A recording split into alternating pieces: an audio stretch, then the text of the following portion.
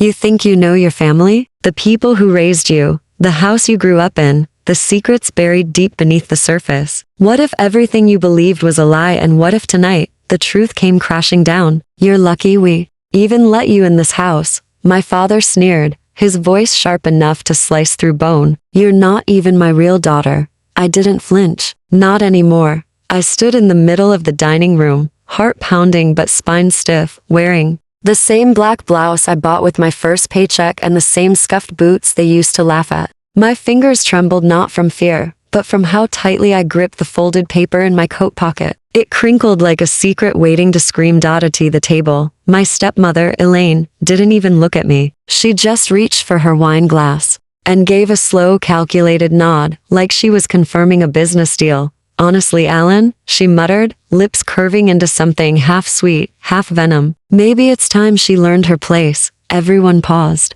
My half-sister Kennedy leaned back, flipping her bleached blonde hair over one shoulder, her lips curled into a smirk. Her fiancé chuckled under his breath, and my older brother Jason didn't even look up from his phone. It was like I was nothing, like I was wallpaper in a room built to erase me. I swallowed the lump in my throat. Then, a raspy voice broke the silence. Every head turned. My grandfather, slouched in his wheelchair at the corner of the room, stared directly at me. His fingers were thin, veins raised beneath translucent skin, but his eyes were still sharp. Tell them what you found in the safe. The air shifted. The smirk slipped from Kennedy's face. Elaine's glass froze mid-sip. I felt it before I even opened my mouth, that invisible shiver crawling down every spine. The kind that whispers, "This night won't end the way it started." I reached into my coat pocket. The paper was heavier now, like truth always is. I wasn't looking for anything. I began, my voice low and thick. I was just cleaning out Grandpa's old study like he asked,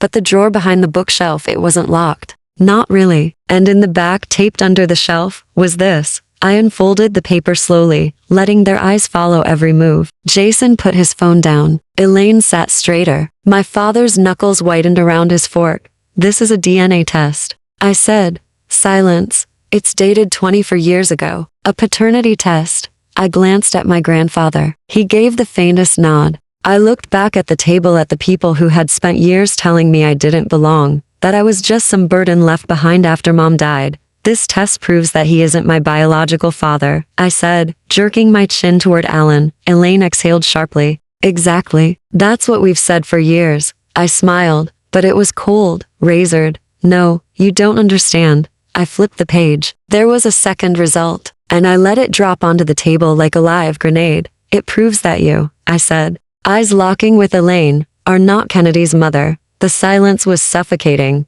What the hell are you talking about? My father barked, standing up so fast his chair screeched across the floor. I looked him straight in the eye. You want to talk about who belongs and who doesn't? Let's talk about the baby you brought home after a business trip and forced Mom to raise as her own. Let's talk about the real reason she started drinking. Elaine's face paled. That's a lie, she hissed. Grandpa cleared his throat loudly. No, it's not. All heads whipped toward him. I paid for the test. I made sure. The truth didn't die with her, he said, his voice steady despite his frail body. And I kept that file hidden until he pointed at me, was strong enough to find it herself. My breath caught in my throat. You knew all these years. You said nothing. My father growled. You said plenty. Grandpa shot back. Enough to ruin a little girl's life. I figured the least I could do was make sure she had the ammunition when the time came. Elaine stood now too, her glass trembling in her hand. This isn't true. This is some twisted manipulation.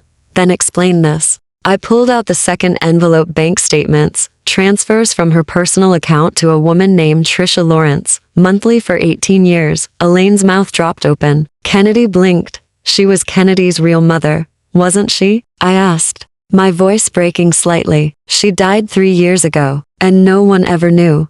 Enough, my father thundered. This is our family. You don't belong here. You never did. Grandpa slammed his hand on the table louder than anyone thought possible. For a man in a wheelchair. Then maybe you should tell her what you did to her mother, Alan. Or should I? I stood frozen. What? What is he talking about? I asked, my voice barely audible. Alan's eyes flickered, and for the first time, I saw it. Fear. The kind of fear That comes when secrets start crawling out of their graves. My grandfather's words hung in the air like a gunshot in a church. My legs stiffened. I stared at Alan, my so-called father, as his face twisted not with rage this time, but panic. What did you do to Mom? I asked again, louder now, the trembling in my voice replaced with steel. He didn't answer. Grandpa did.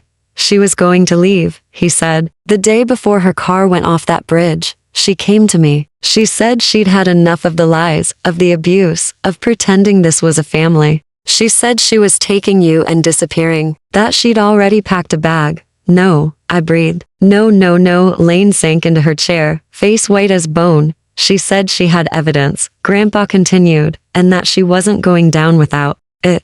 I grabbed the back of a chair for balance. The room tilted. Jason looked sick. Kennedy sat perfectly still. She didn't fall asleep at the wheel, I whispered. He made it look like an accident. Lies, Alan roared. This old man is losing his damn mind. Grandpa chuckled darkly. You think I'd open this can of worms without proof? He nodded at me. I turned slowly to the duffel bag near the door. The tapes? What tapes? Kennedy asked, her voice brittle. I unzipped the bag and pulled out a small showbox wrapped in worn duct tape. I found these in the attic crawl space, I said. A box of old VHS tapes labeled by year. Some were just home videos.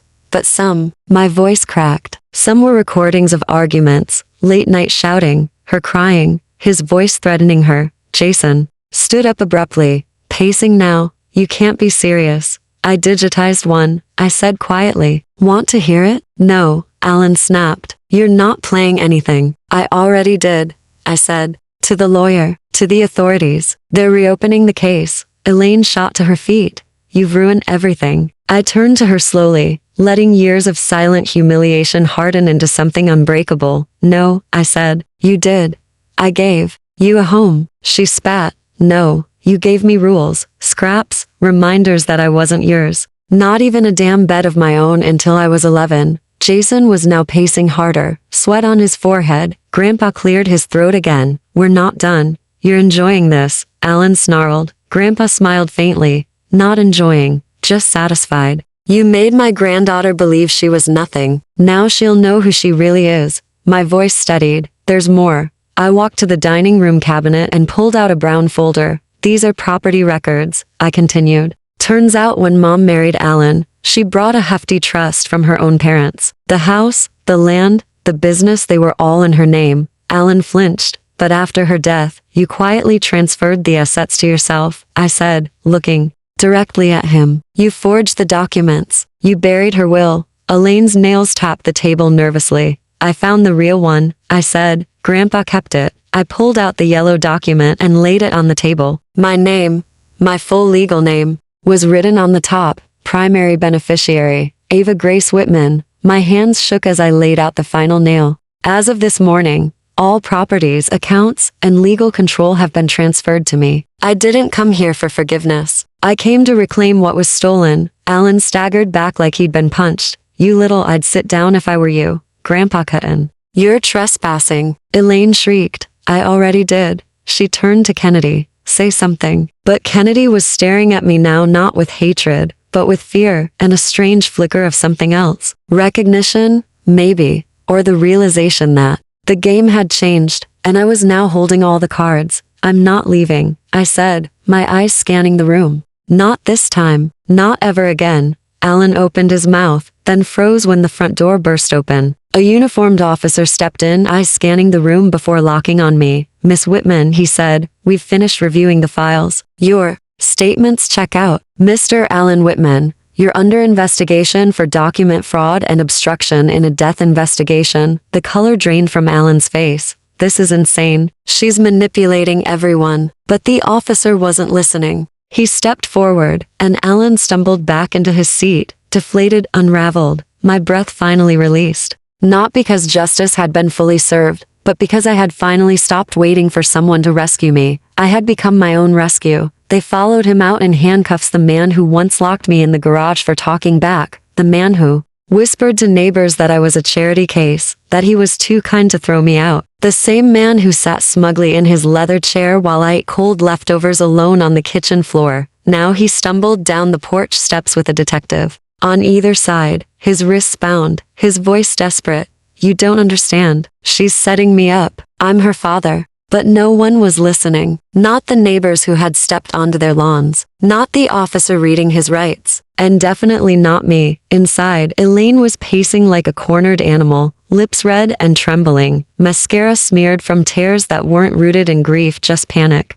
You don't know what you're doing, she hissed. I know exactly what I'm doing, I replied calmly. She froze, startled by the certainty in my voice. For years, you convinced me I was unworthy, that I was lucky to have scraps. That silence was the price of shelter. You had a lot of rules, Elaine. You controlled every breath I took under this roof. But you forgot one thing. She blinked, still pacing. I was watching. I reached into the same duffel bag and pulled out the final file, the one that Grandpa had asked me to keep until the last moment. This, I said, holding it up, is a full breakdown of your embezzlement. 10 years ago, you started siphoning money from the family business. Small amounts, but it added up. Kennedy looked up sharply. Wait, what? Elaine's face crumpled. You don't understand. Don't lie to her, I said. Not anymore.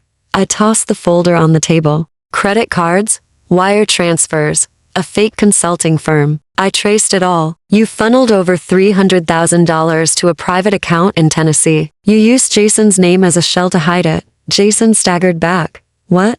It's why your credit is in ruins. I told him she used you just like she used all of us. Jason stared at Elaine like she was a stranger. Kennedy shook her head, her voice cracking. You said we were barely staying afloat. And she was, I said. On your father's dime. Yours, mine, everyone's. Grandpa finally wheeled himself into the center of the room. You see now, he rasped, why I stayed quiet all those years. Because the truth needed time. And now it's time. Elaine dropped into a chair, defeated. I never wanted this, she whispered. No, I said, stepping forward. You wanted control, and you got it. But here's the thing about control, it slips. I opened my phone. Channel 9 News. They've already picked it up. Police statement just released. They're listing this house under investigation. And guess who's still listed as its rightful owner on the real deed? Her face twisted in horror. Me. Elaine tried to stand. You can't kick me out. I can, and I will.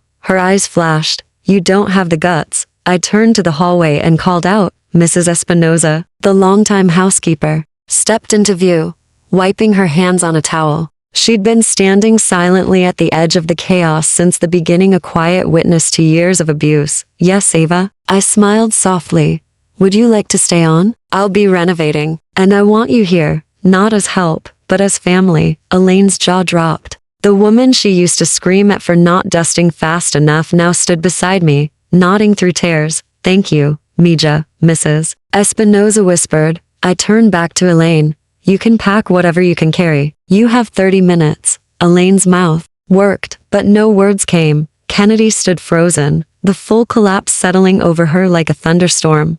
Where am I supposed to go? Elaine whispered. I leaned down slowly, keeping my voice low. Maybe ask your fake consultant. Or maybe go find some sympathy somewhere you haven't burned it to ash. Elaine didn't move. Tick-tock, I said gently, and then I walked out into the cold air where the lights of squad cars still blinked, where cameras were already flashing, where neighbors whispered. But I didn't care. For the first time in years, I breathed. I wasn't just surviving anymore. I was reclaiming. The past may shape us, but it doesn't define us. Tonight, the truth came out, and with it, a new chapter began. Because sometimes rewriting your story is the most powerful revenge of all.